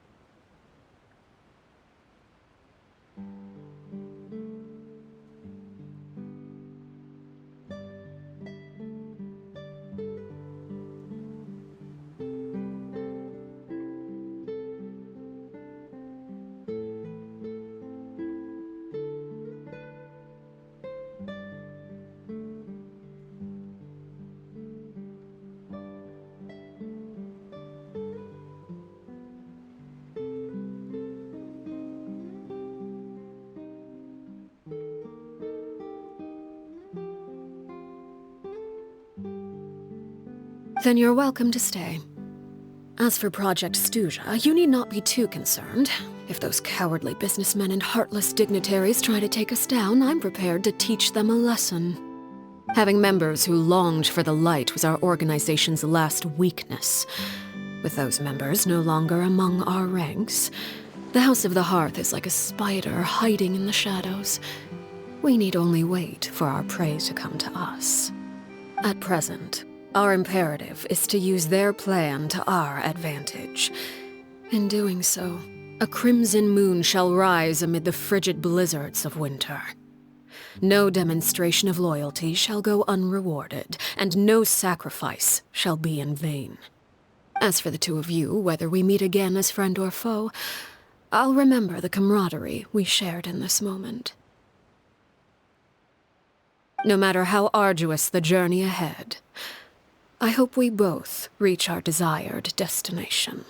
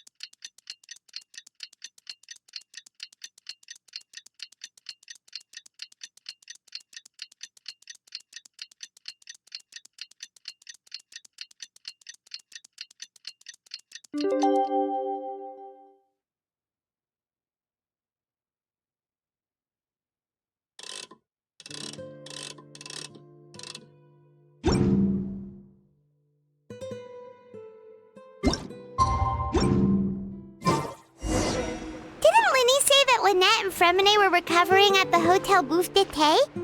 Oh, Paimon wonders how they're doing. Maybe we should go check on them.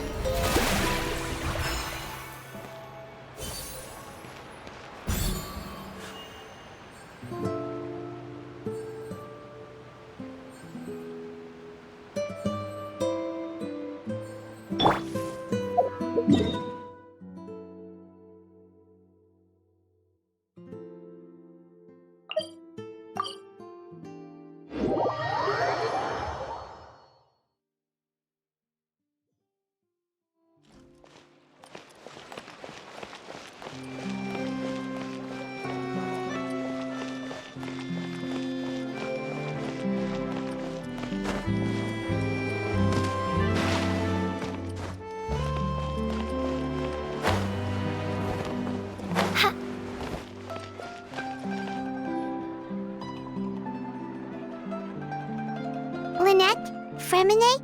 How are you feeling? Much better. Whew, what a relief! What about you? Are you feeling alright? I knew you'd come out unscathed. Us, on the other hand, well, we've been bedridden for 2 days. I couldn't even turn over. Oh, and I wanted to ask, is Claire V gone? Linny and the other members have left Poisson and returned to the House of the Hearth. According to him, there haven't been any more sightings of a spirit roaming the house. I see. I'm glad. Father came to check up on us 2 days ago and told us about what happened with Crusabina and Clairvy. Actually, I've met Crusabina before.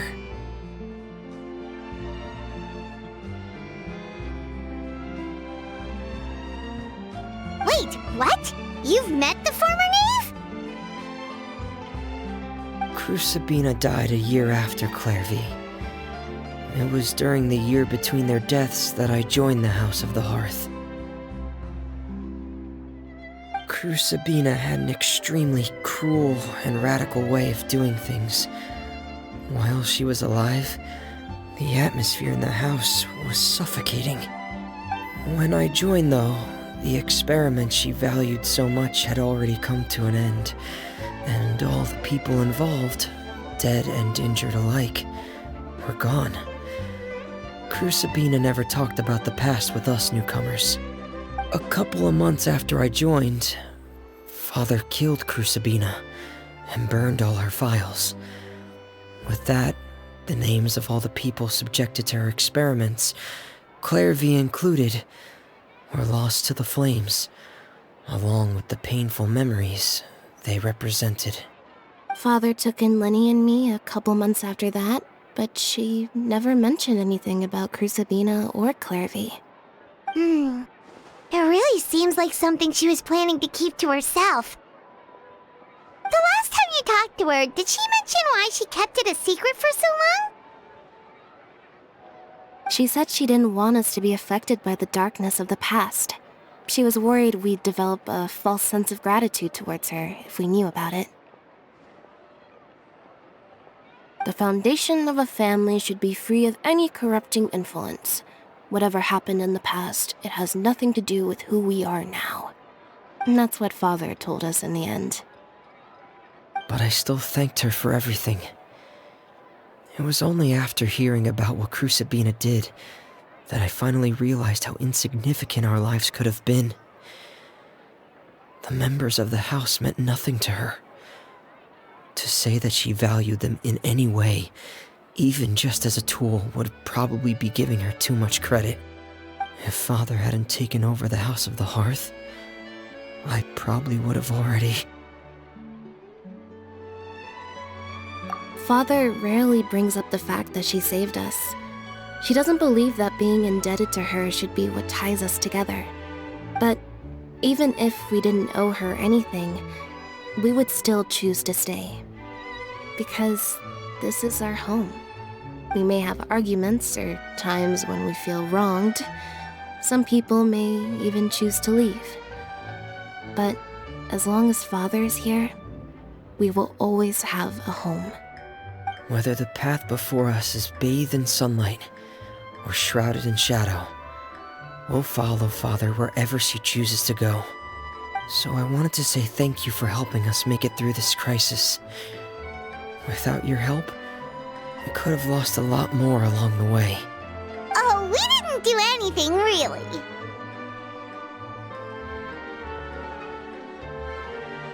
Of course, you're welcome anytime. Are Filio and Nantoy okay? I actually saw them at a cafe this morning. They didn't recognize me. From what I could tell, they were drinking coffee and talking about one of the operas that started running recently. They seemed happy. If I had to take a guess, I would say they finally found the kind of life they always wished for.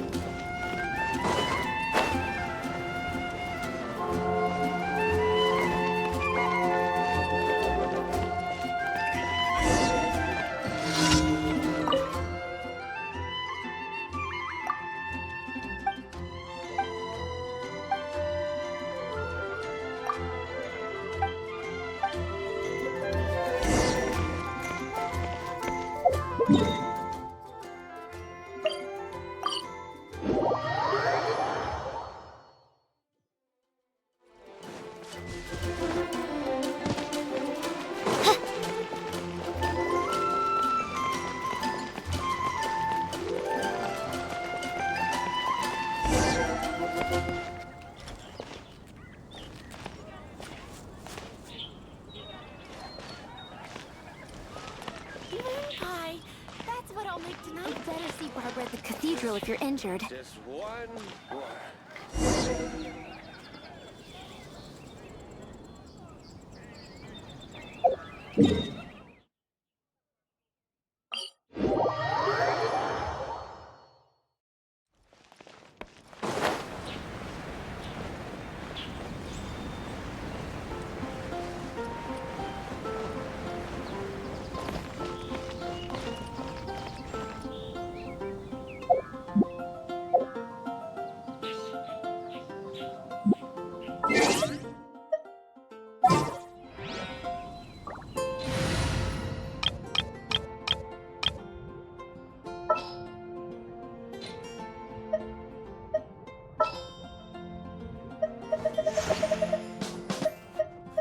No need to fret.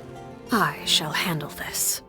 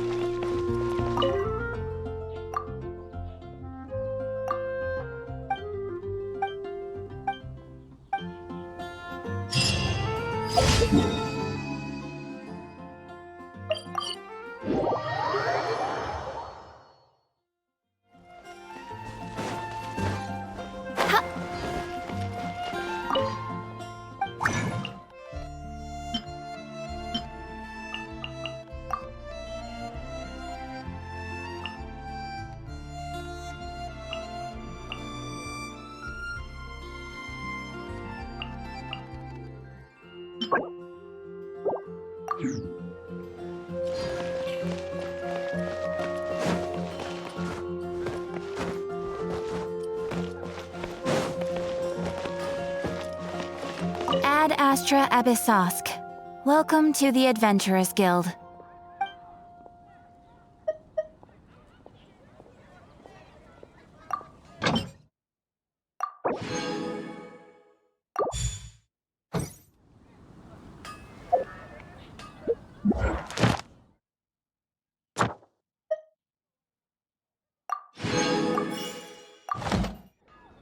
Haven't you heard? There's a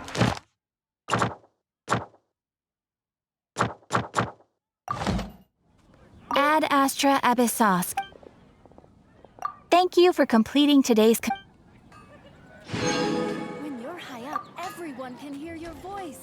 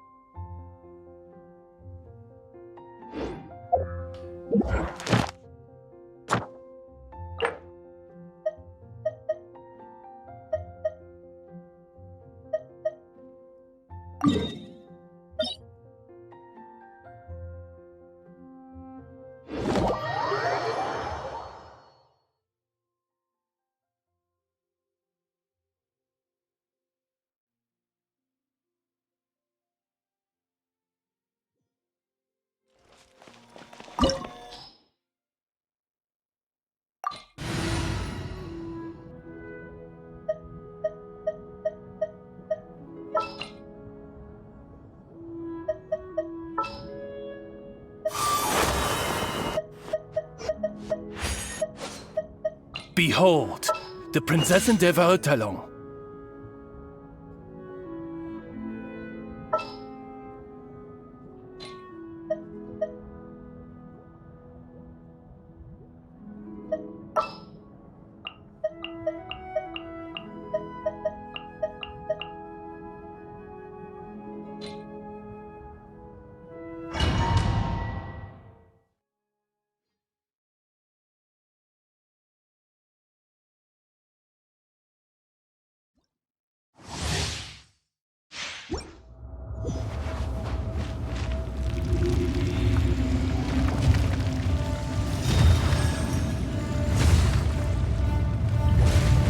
dare overstep your mortal authority?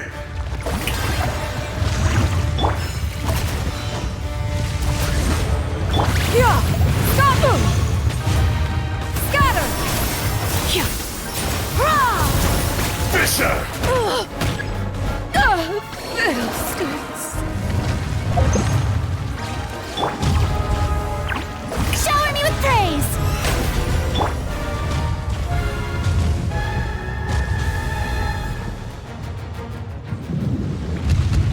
Today, you witness your reckoning!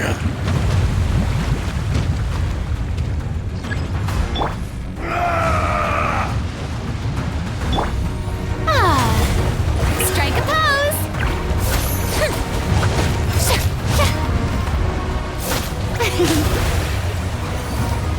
Vibrate burst! Yeah! Scatter! Skyward!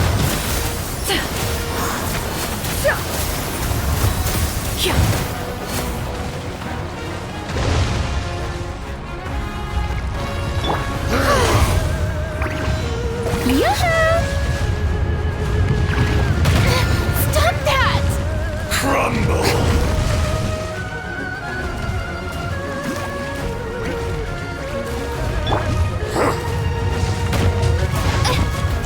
Mein Fräulein.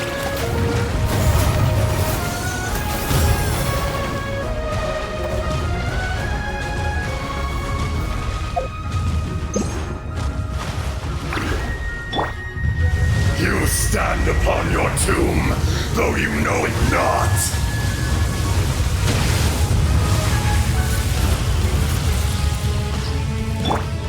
Shower me with praise! Experience an eon Yeah! of suffering! Skyward!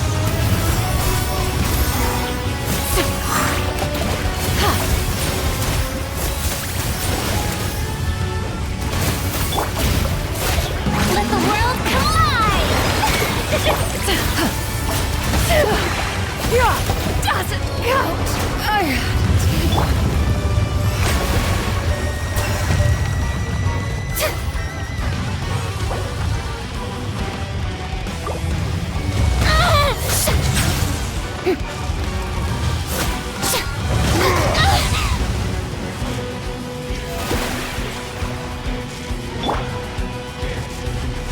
Yeah! Scatter! Skyward!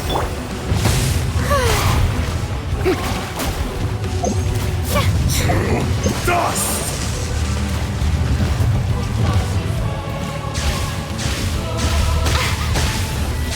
Yeah! Skyward! Scatter!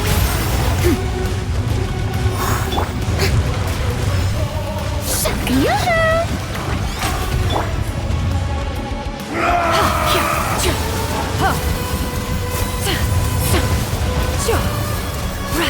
There is no atonement for 1,000-year pain!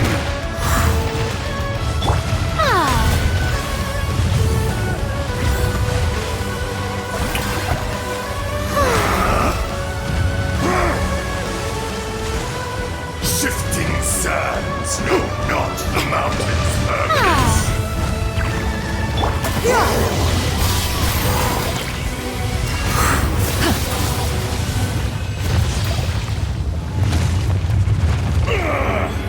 I will not be destroyed.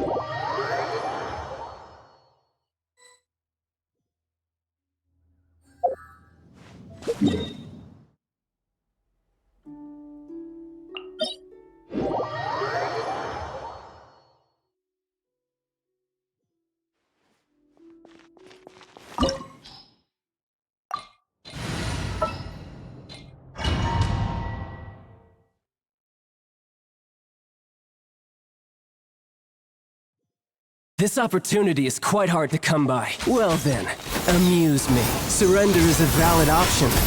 I promise I'll be gentle. The hearth! Now it's Oz, reveal thyself! Not bad, not bad.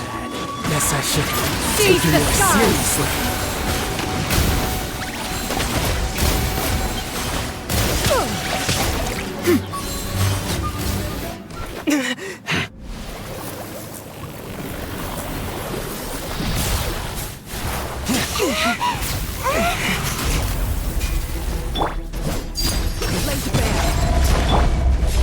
Shower me with praise! Time to shine! How dare you! By ruin... insubordinate... Yeah! Skyward! Scatter!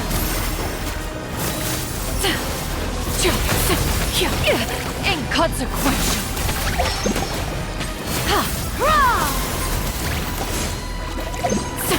Yeah! Skyward!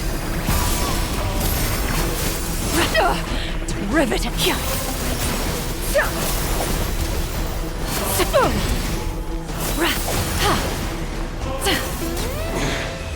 You're cut above.